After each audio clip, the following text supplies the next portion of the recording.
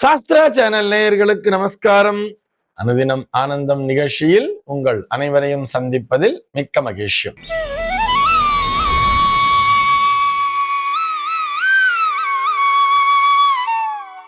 இன்று 22/8/2026 இந்த நாள் குறித்து பஞ்சாங்கம் என்ன சொல்றதுன்னு பார்க்கலாம்.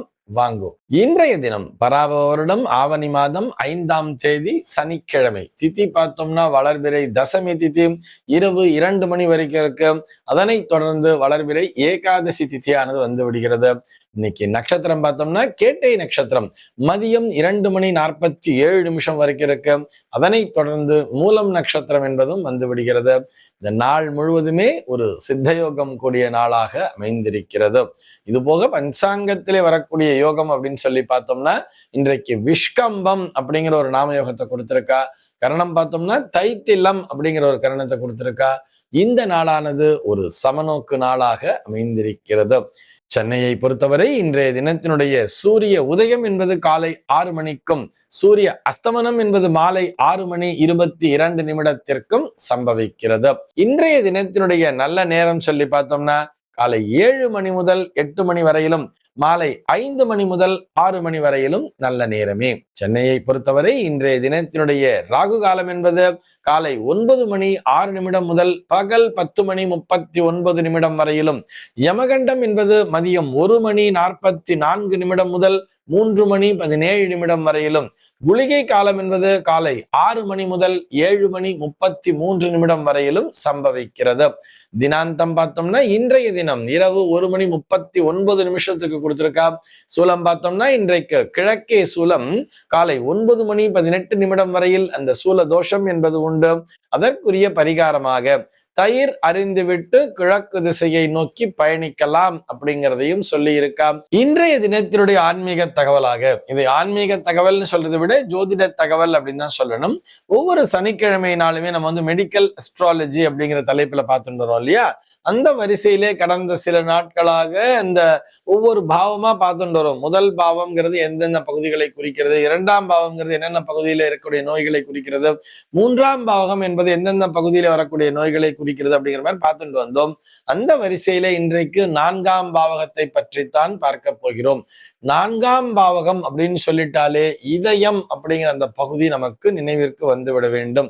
அதுவும் குறிப்பா இன்றைய தேதியில பார்த்தோம்னா யாரை பார்த்தாலும் திடீர்னு மாரடைப்பு அப்படிங்கிறா, கார்டியாக் அரெஸ்ட் அப்படிங்கிறா. இது போக இந்த என்ன சொல்றது, எனக்கு வந்து பைபாஸ் சர்ஜரி பண்ணியிருக்கா, எனக்கு ஹார்ட்ல ஆப்ரேஷன் பண்ணியிருக்காங்கிறதெல்லாம் இன்னைக்கு ரொம்ப சர்வ சாதாரணமா சொல்லிட்டு இருக்கா இல்லையா. இதைத்தான் நாம் இன்றைக்கு அலச போகிறோம். இந்த 4ஆம் பாவகம், அதாவது கார்டியாக் அட்டாக்னாலும் சரி, கார்டியாக் அரெஸ்ட் அப்படின்னு சொன்னாலும் சரி, அதாவது இது இதயம் சம்பந்தப்பட்டதுதான் முழுக்க முழுக்க. ஆக இந்த இதயத்தை பற்றி பேசுவதுதான் நம்முடைய ஜாதகத்திலே 4ஆம் பாவகம் என்பது. காரகத்துவம் அப்படின்னு எடுத்துட்டோம்னா இல்ல கிரகம், எந்த கிரகம் அதுல இதயத்தை கண்ட்ரோல் பண்றதுன்னு சொல்லி பார்த்தோம்னா சந்தேகமே இல்லாமல் சூரியன் என்கின்ற கிரகம்தான்.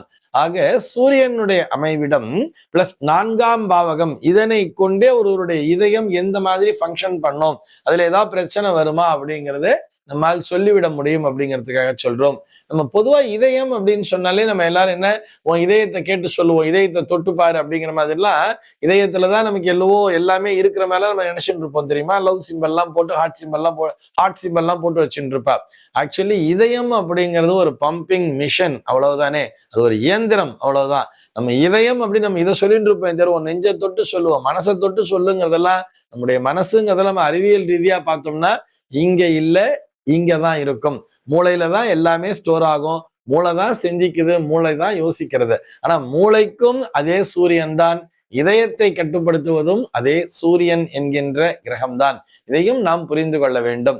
சரி, 4ஆம் பாவகம் அப்படின்னு சொல்லி வந்துட்டோம், அதுதான் இதயத்தை பற்றி பேசுறதுன்னு சொல்றோம். இந்த 4ஆம் பாவகத்திலே என்ன மாதிரியான கிரக அமைப்புகள் இருக்கின்றன உடனே பார்த்துட்டு, சார் என் ஜாதகத்துல 4ஆம் பாவத்துல கேதுங்கிறது உட்கார்ந்துட்டு இருக்கு, அப்ப கேது இருந்தா எனக்கு இதயத்துல அடைப்பு வருமா, அது வந்து அசுப கிரகமாச்சேன்னு சொல்லிட்டு நாம தவறாக கணக்கு போடக்கூடாது.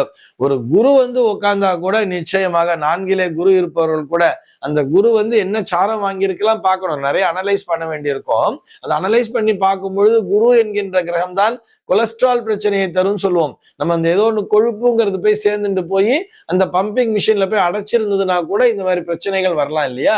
ஆக என்ன மாதிரியான பிரச்சனையை தரும் அது 4ஆம் பாவம் தெளிவா சொல்லிடும். நம்ம முதலே சொன்ன மாதிரி இதயம்ங்கிறது ஒரு பம்பிங் மிஷின். அது என்ன பண்ணுது? பிளட்டை வந்து பிளட் சர்க்குலேட் பண்றதுக்கு, அதாவது ரத்த ஓட்டத்தை சீராக வைத்திருப்பதற்கு கரெக்டா அது வந்து எல்லா இடத்துலயும் நம்முடைய உடம்பிலே ரத்தம் என்பது பாய்ந்து கொண்டே இருக்க வேண்டும், ஓடிக்கொண்டே இருக்க வேண்டும், அது ரொட்டேஷன்ல இருந்துட்டு இருக்கணும். அதற்கு உதவக்கூடிய ஒரு இயந்திரம் தான் இதயம் என்பது. அப்படி உடம்புல ரத்தம் ஓடலைன்னு சொன்னா கை கால் விரைச்சு போயிடும், எல்லாமே ஸ்டாப் ஆயிடும், அப்படியே அரெஸ்ட் ஆகி போய் நம்ம இறந்து போயிட்டோம் அப்படிங்கிற ஒரு நிலைக்கு வந்துருவோம் இல்லையா? அப்ப ரத்தம் ஓடிண்டே இருக்கணும்னு சொன்னா அதை எது பண்ணிட்டு இருக்கோம்? அந்த பம்பிங் மிஷின், அதாவது படுக்கு படுக்கு லப்பு டப்பு லப்பு டப்புன்னு சொல்றா இல்லையா? அது மூடி மூடி திறந்து கொண்டே இருக்கும் அந்த இதயம் என்பது. அந்த தமனிகள் வழியாக ரத்தமானது சீராக பாய்ச்சப்பட்டு கொண்டே இருக்கும். இதுதான் அதனுடைய இயக்கம் என்பது. ஆக உடலை இயக்குவதே இந்த இதயம் என்பதுதான். அதுல வந்து கண்ட்ரோல் அப்படின்னு சொல்லி பார்க்கும்பொழுது இந்த ரத்த ஓட்டத்தின் காரணமாக மூளை நரம்புகளுக்கு எல்லாம் ரத்தம் பாய்ச்சப்படுகிறது. மூளையானது நமக்கு ஆர்டர்ஸ் எல்லாம் போட்டுக்கிட்டு இருக்குங்கிறது அது ஒரு விஷயம், தனியா பார்க்கலாம். ஆக இந்த உடலை இயக்கும் இன்ஜின் அப்படின்னு கூட எடுத்துக்கலாம். நம்முடைய ஒரு இன்ஜினாக செயல்படுவது, இந்த உடலை இயக்கக்கூடிய இன்ஜின் தான் இந்த இதயம் என்பது. அதுதான் 4ஆம் பாவம் அப்படின்னு சொல்றோம். காரகத்துவம் வரும்போது சூரியனுடைய கண்ட்ரோல் அப்படின்னு சொல்லிட்டோம். ஆக இந்த 4ஆம் பாவகத்திலே கிரகங்களுடைய சஞ்சார நிலையை எடுத்துக்கொள்ள வேண்டும். உதாரணத்திற்கு ஒரு 4லே சூரியன் இருக்கிறார் என்று சொன்னால் நல்ல நிலையிலே இருந்து விட்டால் அவருடைய சாரம் மற்றும் சாரம் பெற்ற கிரகம் இவர்களுடைய அமைப்பு, அந்த இடத்துல ஒரு குருவினுடைய பார்வை அந்த சூரியன் மீது விழுகிறதுன்னு சொன்னா அவர்களுடைய இதயம் என்பதெல்லாம் ஆரோக்கியமாகத்தான் இருக்கும். குறிப்பாக 4லே சந்திரன் இருப்பவர்களுக்கு கூட சந்திரனுடைய சாரம் நல்ல சாரமாக இருக்கின்ற பட்சத்திலே அவர்களுடைய இதயம் நல்லபடியாகத்தான் இருக்கும்.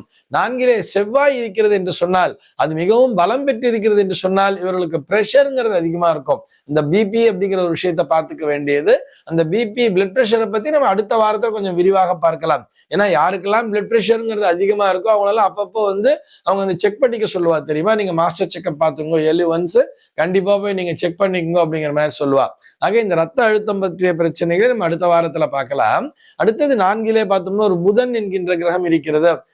புதன்லாம் ஒரு சௌமியமான கிரகம், பிரச்சனை இல்லைன்னு சொல்லிட்டா.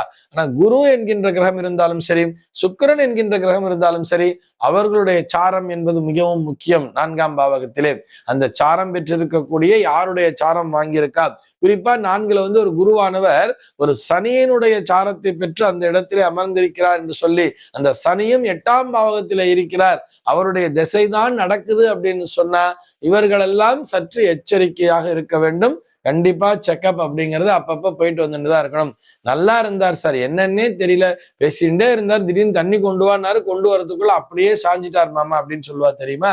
அப்ப அதற்கு என்ன காரணம் அப்படின்னு சொல்லி பார்த்தோம்னா அனாயாசமான மரணமாக கூட இருக்கலாம்.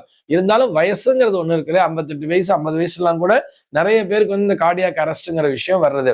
இதற்கு காரணம் அந்த 4ஆம் பாவகத்திலே குருவானவர் இருந்தாலும் சரி, சுக்கிரனானவர் இருந்தாலும் சரி, அவர்களால் உண்டாகக்கூடிய அந்த அடைப்பு அப்படின்னு சொல்றாரு. இப்ப ஆஞ்சியோ பண்ணா அந்த அடப்பெல்லாம் எடுத்துட்டா அப்படிங்கிற மாதிரி சொல்லுவா. ஒரு சிலது அடப்பு எடுக்க முடியாத ஒரு விஷயம் இருக்கு, அதனால பைபாஸ் சர்ஜரி பண்ணியிருக்கோம் மாமான்னு சொல்றா இல்லையா? இதற்கெல்லாம் காரணம் அந்த 4ஆம் பாவகத்தில் இருக்கக்கூடிய கிரகங்கள் தான்.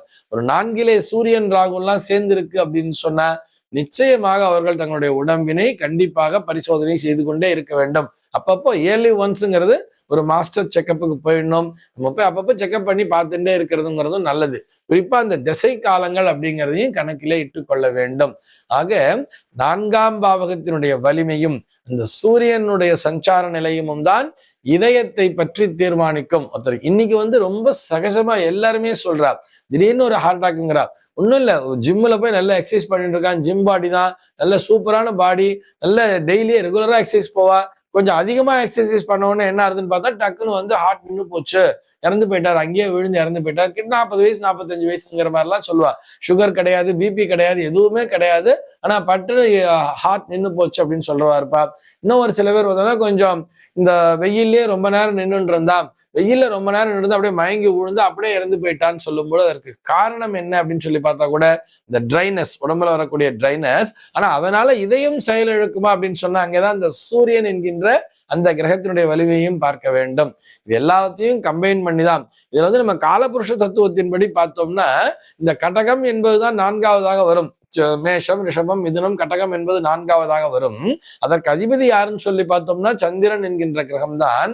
இந்த சந்திரன் தான் உடம்பிலே ஓடக்கூடிய அத்தனை திரவங்களையும் ரத்தம் உள்பட அத்தனையும் கட்டுப்படுத்துவது சந்திரன் என்கின்ற கிரகம்தான்.